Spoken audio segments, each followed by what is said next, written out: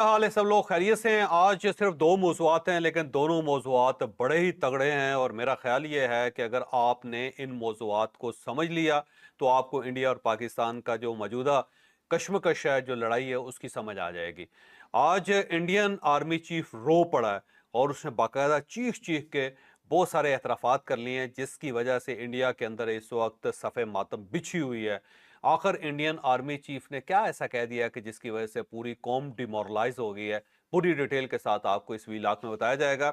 और इसके साथ साथ इंडिया के अंदर सियासतदान और जो हुकूमती सियासतदान यानी मोदी साहब और आर्मी के दरमियान लड़ाई शुरू हो गई है और ये लड़ाई बढ़ती चली जा रही है और अब ये कंट्रोल नहीं हो पा रही। क्या इंडियन स्टैब्लिशमेंट जो है वो मोदी साहब को फर्क करना चाहती है? बहुत बड़ा सवाल है, जिसके ऊपर पूरी डिटेल के साथ हम आज के वीलाग में रोशनी डालेंगे।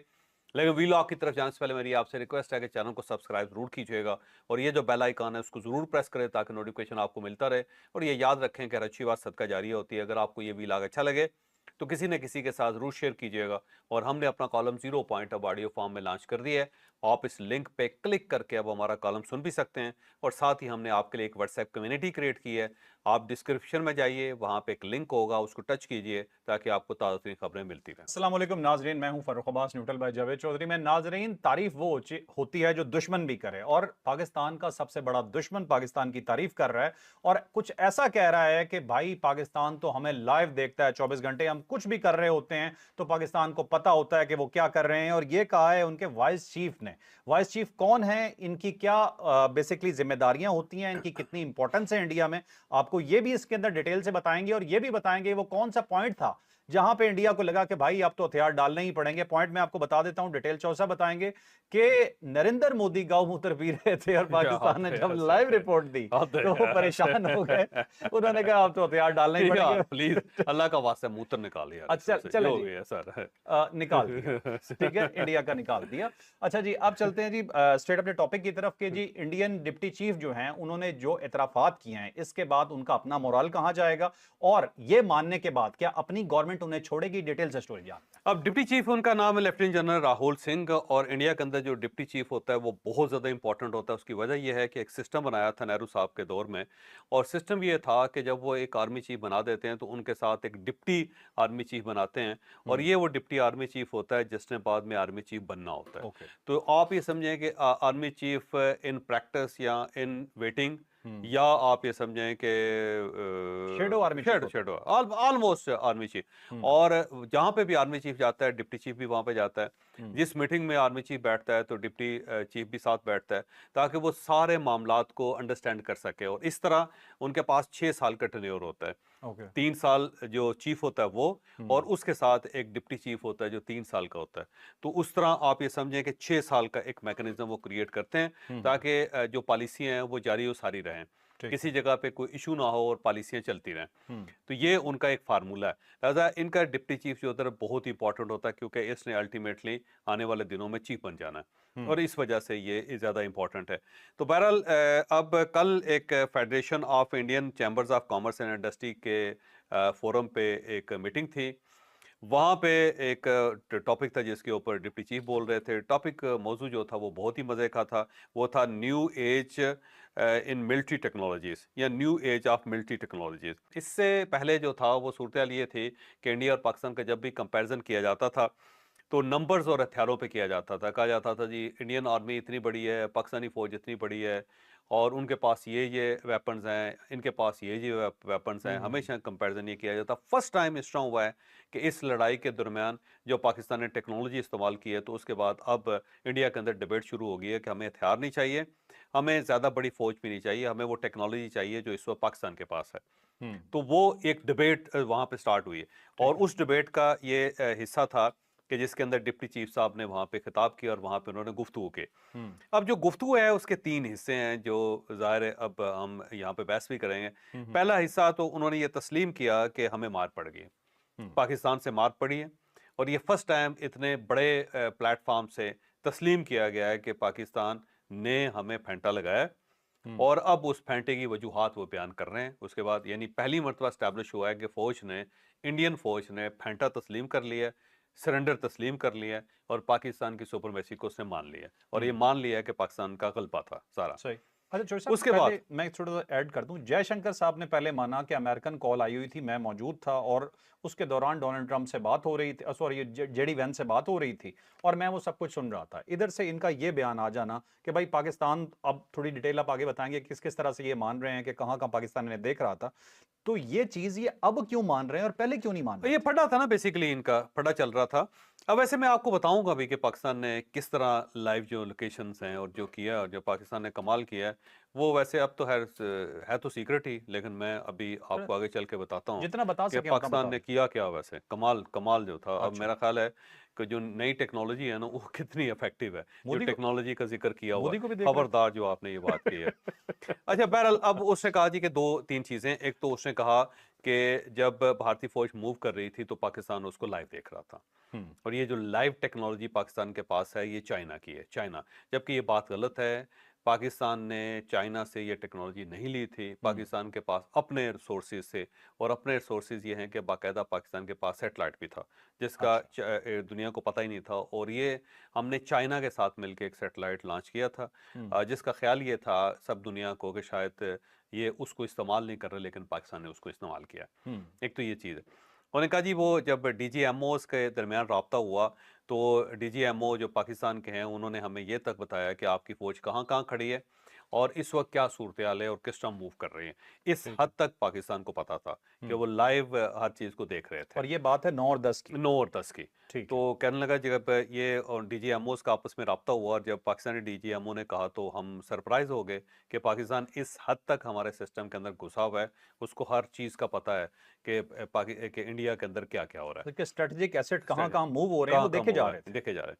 हम्म, साथ उन्होंने कहा जी ये चाइना की वजह से हुआ है, और अगर चाइना पाकिस्तान को सपोर्ट ना करता तो पाकिस्तान के पास शायद ये टेक्नोलॉजी ना होती, तो उसने पाकिस्तान की फतह को थोड़ा सा चाइना के हिस्से में डाल दिया।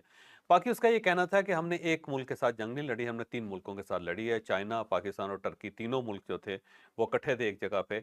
हम्म, सरहद एक थी लेकिन दूसरी साइड पे दुश्मन 3 था। हम्म, तो ये बस अजीबो-गरीब सी है। जैसे उसने कहा कि एक पंजाबी की कहावत है, उसने कहा कि मैं चोरी कर रहा था, हम्म, मैं और मेरा वालिद जो थे वो दोनों अकेले थे, और जो दूसरा था वो और डांग दो थे, यानी वो और डंडा दो थे। तो उसने वो जो डंडे हैं ना उनको ठीक भी है, उसने बंदे कंसिडर किए हैं, मुल्क कंसिडर किए हैं। अब सवाल ये है कि पाकिस्तान के पास जो टेक्नोलॉजी थी वो चाइना की टेक्नोलॉजी थी, ठीक है, हमें सस्ता मिला, हमने ले ली, हम्म, और बाकी उसको जोड़ जाड़ के हमने इस काबिल बना लिया कि हम अपना मामला चला सकते थे। नॉन टेस्टेड टेक्नोलॉजी थी ना, नॉन टेस्ट ही टेस्टेड, नहीं हुई नॉन थी। टेस्ट कभी J10 ने किसी जगह पे कोई त्यारा नहीं कराया था आज तक। हम्म, और पाकिस्तान वाहिद खरीदार था, दुनिया खरीदती नहीं थी, वो कहते थे चाइनीज जहाज हैं, गिर जाएंगे, 2 नंबर होंगे। हम्म, पाकिस्तान ने वो जहाज खरीदे थे और पाकिस्तान ने उसको टेस्ट किया। ये वैसे उनके डिप्टी चीफ ने भी तस्लीम किया कि जी ये लेबॉर्ट्री की तरह इस्तेमाल किया चाइना ने। भाई लेबॉर्ट्री की तरह चाइना ने इस्तेमाल नहीं किया, पाकिस्तान ने इस्तेमाल किया, और हम्म, पाकिस्तान ने इस टेक्नोलॉजी को इस्तेमाल किया। अगर आप ये समझते हैं कि सिर्फ टेक्नोलॉजी से काम चल सकता तो राफेल तो दुनिया का सबसे बेहतरीन त्यारा था। हम्म, फिर तो आपको पूरे पाकिस्तान की एयरफोर्स का की रीढ़ की हड्डी तोड़ देनी चाहिए थी। आप हम्म, तोड़ नहीं सके, आपके जहाज बैठे बैठे ही उड़ गए, खत्म हो गए, मारे गए यहाँ हम्म, पे भी, और आप कंट्रोल नहीं कर सके उनको। 2 दिन तक तो एयरफोर्स नहीं उड़ा सके। एयरफोर्स 2 दिन और अपने जहाज 300 किलोमीटर पीछे ले गए थे वो सेंटर हम्म, में। तो वो टेक्नोलॉजी इंपॉर्टेंट नहीं होती, लोग इंपॉर्टेंट होते हैं, और पाकिस्तान ने ये साबित किया है कि टेक्नोलॉजी इतनी इंपॉर्टेंट है जितने हम लोग इंपॉर्टेंट हैं, और हम्म। जितना हम इसको सोच सकते हैं, जितना हमें वार थिएटर का अंदाजा है, अच्छा जितना चौधरी साहब, वार को अंडरस्टैंड कर सकते इसमें हैं। एक चीज मुझे बताइएगा कि वो कह रहा है कि चाइना पाकिस्तान के पीछे था, ये चाइना पाकिस्तान को सप्लाई कर रहा था। इंडिया के पास रशियन टेक्नोलॉजी है, हाँ वो देखे ना, फ्रेंच एस टेक्नोलॉजी है। 400 रशिया का, हम्म, राफेल तैयारे फ्रांस के, हम्म, अमेरिका की पूरी टेक्नोलॉजी उनके पास, हम्म, और उसके इसराइल की टेक्नोलॉजी। इसराइल के अपने लोग यहाँ पे बैठे हुए थे, 150 बंदा था, और बड़े ब्रेन थे जो इंडिया में आके बैठे हुए थे, और जो ड्रोन्स को चला रहे थे, उड़ा रहे थे, और साथ साथ इंडिया की मदद कर रहे थे, स्ट्रेटेजी बना के दे रहे थे वो। स्ट्रेटजी बना के दे रहे थे। वार हम्म, स्ट्रेटजी तो इसराइलियन थी, हम्म। और वो लोग यहाँ पे बैठे हुए थे। इस तरह तो जो है साहब, हमने तो फिर आधी दुनिया से जंग लड़ी है। हम्म, प्रॉपर बड़े मुल्कों के साथ। हम्म, और अमेरिका शुरू में सपोर्ट कर रहा था इंडिया को, ये हम्म, तो बाद में जब उसको फेंटा लगा तो उसके बाद अमेरिका पीछे हटा, और हम्म, उसे कहा कि नहीं, पाकिस्तान की तरफ हाथ बढ़ाना चाहिए दोस्ती का।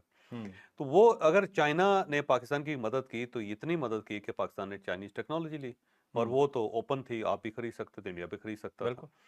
दूसरा ये है कि टर्की का, वो कहते हैं कि ड्रोन्स है, जो ड्रोन टर्की के इस्तेमाल हुए वो पाकिस्तान ने खुद बनाए हुए हैं। बड़ी मजे की बात बताता हूँ, अच्छा, पाकिस्तान में बाकायदा ड्रोन्स की फैक्ट्री है, ओके। बल्कि ज़्यादा फैक्ट्रीज, 3 हम्म। किस्म के ड्रोन्स पाकिस्तान में बनते हैं हम्म। और उसके अंदर एक कंपोनेंट जो है वो टर्की का है और हम्म। दूसरा कंपोनेंट पाकिस्तान का है। ओके। इंजन बड़ा का मज़े का आपको मैं बताता हूँ, इंजन चाइनीज़ है हम्म। और वो CD70 जो होता है ना, जो आम मोटरसाइकिल होता है, उसका इंजन है, $1000 में मिलता है अच्छा। और पाकिस्तान ने उस इंजन को इस्तेमाल किया। मैं ओपनली आपसे बात करता हूँ कि अच्छा। उस इंजन को इस्तेमाल किया। सॉफ्टवेयर जो है वो टर्किश थे और हार्डवेयर पाकिस्तान के अपने हैं।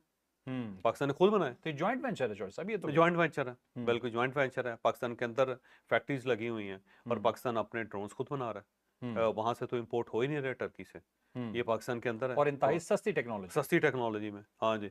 और रोज़ाना की बुनियाद पे ड्रोन्स बन रहे हैं, बल्कि पाकिस्तान ने एक ऐसा ड्रोन भी बनाया, पाकिस्तान के नौजवानों ने बनाया कि ऐसा होता है कि जैसे जो इसराइली ड्रोन थे जो पाकिस्तान के ऊपर अटैक किया उन्होंने, हम्म। तो ऐसा था कि पाकिस्तान ने उनकी कम्युनिकेशन ब्रेक कर दी पीछे से। जब हम्म। कम्युनिकेशन ब्रेक कर दी तो उड़ते रहे, उनको कुछ समझ नहीं आ रही थी कि किधर गिरना है। अब उनका जो हदफ है वो ख़त्म हो गया हुआ ठीक है। है। अल्टीमेटली उनकी बैटरीज ख़त्म हो जाती थी तो वो नीचे गिर जाते थे या नीचे हम्म। आ जाते थे, तो उसको ये आर्म राइफल से उसको हिट कर देते थे या खेतों में गिर जाते थे। ऐसा ही था ना। हाँ जी, बिल्कुल। तो पाकिस्तान ने एक ऐसा ड्रोन बनाया कि जब उसकी कम्युनिकेशन कट हो जाती है तो वो वापस आ जाता है, अच्छा। वो आगे नहीं जाता, गिरता नहीं है, ठीक वो है। वहीं से मुड़ेगा और जहाँ से उड़ा था वहाँ वापस आ जाएगा। ओके। तो ऐसा ड्रोन भी है पाकिस्तान के पास और ये पाकिस्तान ने खुद बनाए हुए हैं, कोई ठीक है। उसके अंदर नहीं, कोई टर्की से नहीं आया ड्रोन, लेकिन जो ये सब बल्कि पाकिस्तान की प्रोपेगेंडा अब है। एक चीज देखें, पाकिस्तान ने कभी चेस्ट थंपिंग नहीं की, पाकिस्तान ने कभी शोखियां नहीं मारी। हर चीज़ हमारे सीने के पास ये साथ है, छुपा के रखी, छुपा के रखी, और कभी दुनिया को नहीं कहा कि कभी हम दुनिया ये ने कर बताया। देंगे, हम वो कर देंगे। और दूसरा DGISPR की जो कॉन्फ्रेंस थी आपने देखा होगा, जिसके अंदर उन्होंने क्लेम किया कि हमने अपनी टेक्नोलॉजी का सिर्फ 10 से 15% इस्तेमाल किया, हम्म।